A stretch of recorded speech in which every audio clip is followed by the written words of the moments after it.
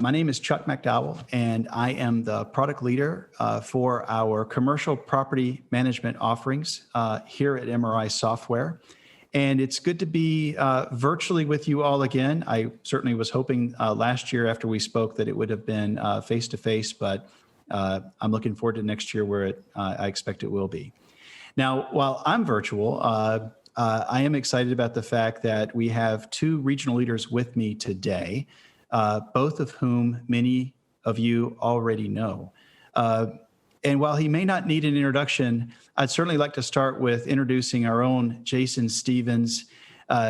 Jason is a man who has been for a long time a business leader, a business advocate, a technologist, and a thought leader around commercial property management, accounting, investment, and a big advocate for the market. Jason, it's good to see you again, my friend. And you, Chuck. Thanks for the kudos and the introductions. It's very excited to be at another Ascend conference. It's good to see you again. And you've been to a few of them now, so I think I've lost count as to how many it's been. But gosh, you were actually in my hometown back in 2010, weren't you, at one of the Atlanta conferences? That's right, a memorable conference that was. So more than seven Ascend conferences I've been to now. Look, I'd like to extend the introduction now. Chuck, I know that you'd like to do it, but Greg Clancy, welcome. Good morning. Thanks, Chuck. Thanks, Jason. Greg, you haven't been here long. How long has it been now? Well, I joined MRI Software and actually started in the PropTech market about 3 months ago to head up the product team here in Asia Pacific. And what's really exciting for me is, PropTech is really at the forefront of the global digital transformation, and MRI is truly entrenched as a leader in this marketplace. So I've built my career creating and scaling market-leading software products, and I'm excited to bring the same level of innovation and customer focus to all of our APAC customers. I had to tell you, Greg, and we're going to spend some time, I think, talking about your background because it's something that it's impressive and particularly relevant as we look at where we take our solutions in the future around things like smart data. So I think it's going to be exciting to get into what you bring to the business, to the region, and to our overall product families from a leadership perspective later on. That said, though, I'd like to spend a little bit of time with Jason. And as I talked about thought leadership and market and technology, Jason, you are a student of this space. There's probably no one better suited to talk about some of the key trends, some of the challenges that we're facing today. Why don't you just talk a little bit about some of those key challenges and trends that you're seeing? Sure, Chuck. The build-to-rent market is a big talking point, and I think it's a great chance for us to have someone like Greg on board because this is the introduction of this asset class to the real estate market in Australia. So we're obviously in a very dynamic, changeable space now. And we're moving our clients away from, well, not away from, but they're adding into their long-term lease management the ability to manage short-term leases. So investors are now relying on fast-moving market demand for renting their space. Well, this is especially important with shorter leases and how owners and property managers get the confidence that the building's going to remain attractive and that tenants are also going to, come and go, but they need to re-let the space very quickly. So keeping good tenants, keeping them longer, that's very important for our customers. So how do they do that? And this is, I think Greg will touch on this a little bit later in terms of managing data and talking about the Internet of Things and how that all interacts. But the property managers now need to provide access to services and amenities. Things like cleaning, property maintenance, on-site managers, great landscapes, these sorts of things. And then this is sort of the really great thing having you on the call, Chuck, is that we're fortunate to be able to leverage the insights and learnings from our global business. So global business leaders such as Greg and yourself, we have fantastic experience here. And we've got, the North American market with build to rent is 30 years of operations, probably a little more. And we've got a very talented team over there, and they're very happy to share their learnings with us. And not only do they know about mature market operations, but they also know how to work in the market at the initial stages. So they help this with the UK team. The UK team have 10 years plus experience to draw on. So this all puts us in really good shape, Greg, and I think that you'd be really sort of excited as you see this unfold, but tackling the challenges, but also the opportunities that we now have in the Aussie market with build to rent. Yeah, look, I had to tell you, it is interesting because I think about build to rent. It's a diversification of an asset class as opposed to some of the residential the residential model that we've seen in Australia, New Zealand, and throughout the APAC region. They are different, right? Maybe, Jason, you can talk a little bit about some of those differences between the APAC traditional residential market model versus what one might see within build to rent. Oh, sure. Traditional residential was more about attracting owners into that investment. Now it's the focus on tenants, and we need to attract and maintain tenants as efficiently as possible. So fast-moving data for property managers, property companies who haven't traditionally had to have this exposure. So institutional ownerships, hubs, brand present, much more focus and important on keeping our tenants engaged and happy in where they are. Now, let's shift away from build to rent, and what are you seeing in the office world today? Flexible working, Chuck. It's all about flexible space. It's interesting now that we have these different investment classes emerging in our market, where historically the thesis has purely been commercial. This new asset class, which is build to rent, is taking the real estate market in a new direction. And now the market's also starting to think about how we work and how that difference has come about through the post-lockdown. So the market's thinking of creating new ways of living for build to rent. They're also connecting with these new ways of working. Now that office property, which was, as I said before, the institutional standard, now it's changing. The changes show people are looking for their workplace to be more like a destination, so that it becomes more than just the office. So differentiating this space from others, we need to think about the tenant experience. They want to be able to work from the office. They also want to be able to work from home or the coffee shop, but they want to be able to do it with a new level of flexibility. We haven't seen this before. People work hard and they want a better way of balancing their work and their living. So reducing the commute, it's clearly a theme. Also, the ability to work and live away from the city is something that we haven't seen before. But more importantly, they also want to be able to collaborate with their colleagues. So this socialisation that they get from the office is still very, very important.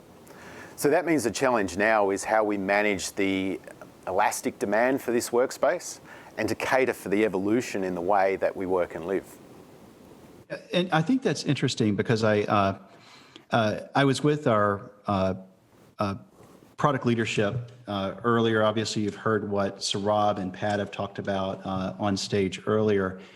I do think there is an emerging need for managing that tenant's experience. And really, it's the tenant's experience. I like to think of it more about managing that occupant's experience. We know certainly, Jason, let's face it, it's been kind of a crazy year, right? And we're going to see a lot of volatility within the market.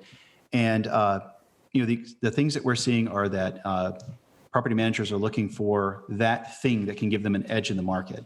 And getting to something where they can manage a tenant or an occupant's experience might just be the difference between successfully renting that space or it's staying on the market for a longer period of time. Now, Those are trends. I don't want to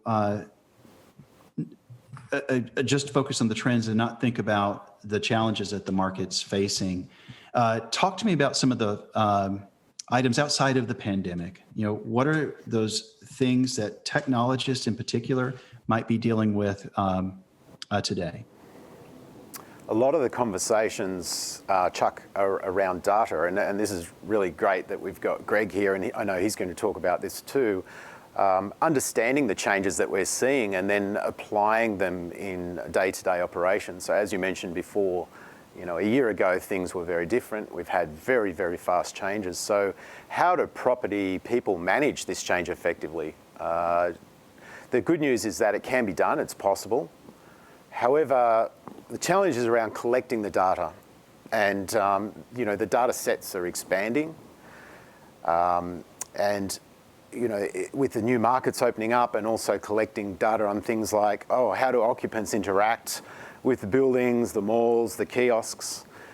These are substantial amounts of data, and they're available to business people. Sometimes they find it a little bit overwhelming. It's difficult for them to get the insights they need for the key business decisions. There are a lot of discussions around business intelligence platforms, and I know this would be, the same themes that you're seeing, and this usually leads into details and further down into more details with questions about where team can access trends and how to identify the impact of what they see as key market indicators. They're trying to find this information, and they're trying to get this in a way that it gives them the ability to act on these insights before the competition. So visibility into complex data to show the real estate execs where to focus. And this really starts at where do they get clean, accessible data and end with very good business insights. So the downstream effect is of these insights is flipping the decision process so that we move away from reactive management and into proactive planning. And this is by interactive data discovery. So data such as performance, financial trends, outliers, but also the non-economic indicators. These need to be something that can easily be self-serviced with visualizations, and even letting managers perform on the fly or ad hoc type queries with their data. And so I get excited when you talk about data and the what I think of as the evolution of ERP, and it's interesting. It'll be really exciting as we get into talking about Greg's background, what he particularly brings to MRI. But you heard Saurabh, you heard Pat, and you hear this concept of smart data quite a bit. I have to tell you, Jason, you and I have been around ERP for most of our careers. I think about ERP systems of yesterday, the enterprise technologies of yesterday, emphasized collecting data and collating it and presenting what was collected. I think a lot about today and where we need to take our solutions and where we are taking our solutions to take information and begin to intelligently use it to help extend the capabilities of the team. And so, for example, I think a lot about the fact that if you're looking at your arrears, what do you need to chase first? How do you need to prioritize your collections efforts? Do you need to be chasing the tenancy that may be late on the 20th day of the month? Or do you understand whether, that tenancy typically pays on the 25th? And it's about directing people and using that information in a way that that helps us focus on the things that matter and separate the noise. So thank you for that, Jason. And so big challenges on data. We've kind of set this up a little bit with mentioning Greg and Greg's background. So I'd like to turn it back over to Greg. And Greg, you're not a person that came from real estate, right? You are first and foremost a product guy and a technologist. Why don't you talk a little bit about where and what your background has been? Thanks, Chuck. So I've joined just over 3 months ago to both MRI software and the PropTech space. And I think it's an amazing place to be. And I think this is where we're really going to sort of see technology find a place and align with all the things that Jason spoke about. So whether we're talking about data, whether we're talking about experience, whether we're talking about the digital workspace, this marketplace is really poised to take advantage of this digital transformation. And so I think this is a great place to be. I've built my career about building fantastic products, scaling products to marketplaces, building leadership. And so my career is about 20 plus years in building my product craft as a leader. About 15 years in Silicon Valley, some amazing software companies, working with some great teams. And so I'm all about taking advantage of these trends and really finding ways of delivering value to the customers in the markets that they serve. My personal passion is to really, as a product leader, is to really build these innovative software solutions that massively improve the customer experience and massively improve their success.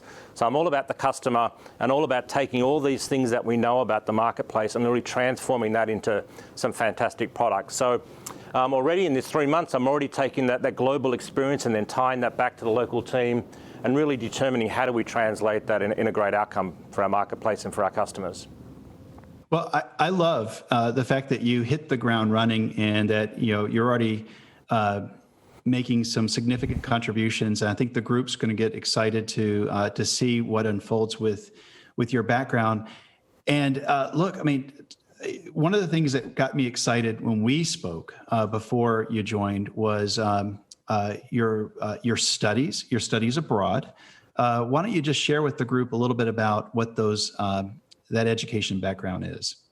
Yeah, so as part of my global experience, I also spent 3 years in France, and I actually did some degrees at the University of Paris there. And one of them in particular, which I think was a great basis for a lot of the trends we're seeing in the marketplace today, is my master's in artificial intelligence. And if you really look at that as a cue to everything that Jason was talking about from data perspective, how do we find the data? How do we pull it together?